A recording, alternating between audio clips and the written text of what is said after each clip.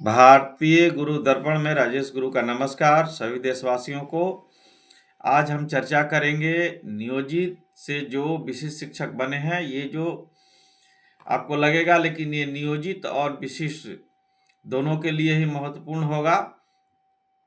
जो शिक्षक नियोजित से विशिष्ट शिक्षक बन गए हैं, जो नहीं भी बने हैं, वो भी इस पर ध्यान दें। तो आज पत्र जो निकली हुई है, आज पत्र निकला है पटना से। ये पत्र निकाला गया है शिक्षा विभाग द्वारा। बिहार सरकार शिक्षा विभाग का ये पत्र है। पत्रांक है 281 और दिनांक 23/1/2025 को ये पत्र निकला है, जिसमें वेतन निर्धारण के थोड़ी चर्चा की गई है और आपका प्राण नंबर बनाने के लेकर के। तो जो शिक्षक नियोजित रह गए हैं वो भी वेतन निर्धारण के संबंध में सोच रहे हैं, या जो अभी परीक्षा दिए हैं सक्षमता 2 में, और उनका क्या होगा, भविष्य में उनका क्या होगा। तो वेतन किनका कितना बनेगा और प्राण नंबर जो हम बनाने जाएंगे तो मुख्य किन बिंदु पर हमको ध्यान देना होगा, हम इस बात पर चर्चा करेंगे। तो वेतन के संबंध में शिक्षक साथियों देखिए, इसमें जो 5 नंबर बिंदु है, इसमें ये लिखा हुआ है कि वेतन जो फिटमेंट मैट्रिक्स के अनुसार देय होगा। यानी जो वेतन आपका अभी मिल रहा है उससे कम नहीं होगा, लेकिन लगभग कितना बनना चाहिए। तो हमें जो लगता है कि जो हमारे शिक्षा मित्र के साथी जो सक्षमता परीक्षा दिए हैं, जो 3 और 5 वाले जो हमारे साथी हैं जो शिक्षक हैं, तो वैसे शिक्षकों को 30,750 या 31,610 रुपया हमें जो समझ में आ रही है कि वैसे शिक्षक जो 3 और 5 के शिक्षक हैं जो सक्षमता परीक्षा दिए हैं, उनका मूल वेतन 30,750 बनने की संभावना है या 31,610। इस दो में से ही कोई एक आपका मूल वेतन निर्धारित होनी चाहिए। अब देखिए, यहाँ वैसे शिक्षक जो 3 और 5 के शिक्षक थे और क्लास 1 से 5 बेसिक ग्रेड के जो शिक्षक हैं, जो चले गए बीपीएससी का परीक्षा दे करके, तो उनको क्या यहाँ हानि हो गई। तो उनका मूल वेतन 25,000 ही वहाँ बन रहा है, चूंकि उस नियमावली में वो फ्रेश नियुक्ति थी, फ्रेश बहाली थी, जो अध्यापक शिक्षक बन गए। तो आप जो ये जा रहे हैं सक्षमता परीक्षा दे करके, तो आपका वेतन 1 रुपया कम नहीं होना है। 30,750 आपका बने या 31,610 बने। अब हम आते हैं 1 to 5 के जो हमारे शिक्षक हैं, जो 13 में जो आए हैं, और उनका एक हम अंदाज कर लेते हैं कि उनका मूल वेतन कितना बनना चाहिए।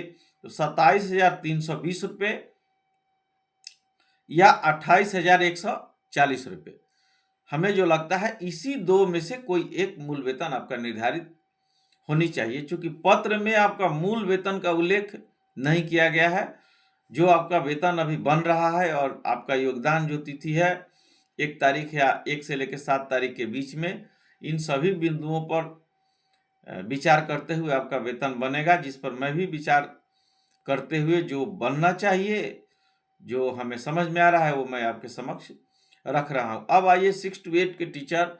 6 to 8 में तो अधिकतर 13 और 14 में ही शिक्षक आए नियोजित शिक्षक के रूप में, और जो सक्षमता परीक्षा दिए हैं उनका मूल वेतन कितना बन सकता है। तो 28,840 या 29,700, इस दो में से ही कोई एक आपका मूल वेतन बनना चाहिए। अब इसमें से दो में से कौन एक विभाग निर्धारित करती है या कोई एक अलग मूल वेतन लेकर के आती है, ये तो हमें समय के साथ देखना होगा।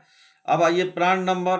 प्राण नंबर के लिए आप जैसा कि अवगत होंगे, कई जिलों से डीपीओ स्थापना महोदय द्वारा पत्र निर्गत किया गया था, उसमें कुछ दिशा निर्देश भी जारी किया गया था, लेकिन अभी जो है बिहार सरकार शिक्षा विभाग द्वारा कोई पत्र निर्गत नहीं किया गया था। लेकिन इस पत्र में उन चीज़ों का भी उल्लेख किया गया है। इसमें एक नई चीज़ें जो हमें देखने के लिए मिली है कि आवेदन संख्या, मेंबरशिप नंबर, यदि ऐसा कोई उस आपको आवेदन करते समय मेंबरशिप नंबर यदि आपसे मांगा जाता है, तो आप उस जगह पर आवेदन संख्या, कौन सा आवेदन संख्या, जब आप सक्षमता परीक्षा दिए थे और आवेदन किए थे तो आपको एक आवेदन संख्या मिली थी, और रिजल्ट भी जो आया था, जो हम लोग जाकर के कैफे से या स्वतः जो डाउनलोड किए थे, जिसको लगा करके काउंसलिंग हुई थी, उस पर आप देख रहे होंगे कि आवेदन संख्या सामने में लिखा होगा। तो उसी आवेदन संख्या को आपको अपना प्राण नंबर बनाते समय मेंशन करना होगा। बाकी सारी चीज़ें, आधार, पैन, ये सारी चीज़ें आप जानते ही हैं, लेकिन ये जो है एक चीज़ें, ये नई चीज़ें देखने के लिए मिल रही है।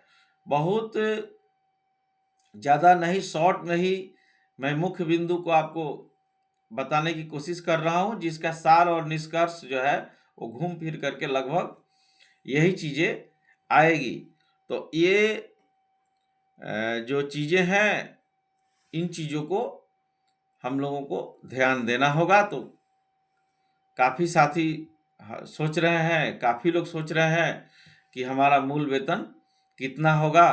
तो सभी लोग 1 से लेकर 7 के बीच में ही योगदान किए होंगे, और 3 से या 5 से या 6 में जो शिक्षक नियोजित हुए, सारे लोग 6 में ही नियोजित हुए, तो वैसे शिक्षकों का जो हमें अध्ययन करने से लगा जो मूल वेतन बनना चाहिए, वो हमने 2 करके आपको बता दिया है।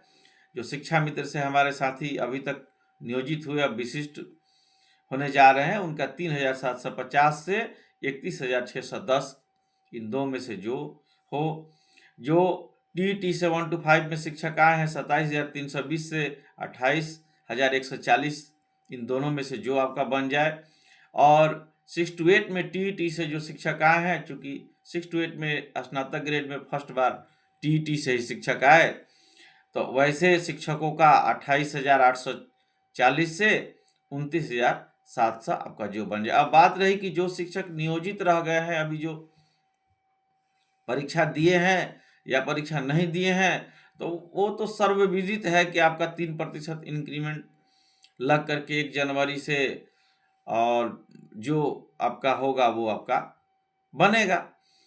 इसी में थोड़ी सी ये है। तो सभी शिक्षक साथियों, हमें जो अध्ययन करके लगा वो चीज़ हमने आपके समक्ष रखा। सभी को नमस्कार, जय हिंद, जय भारत।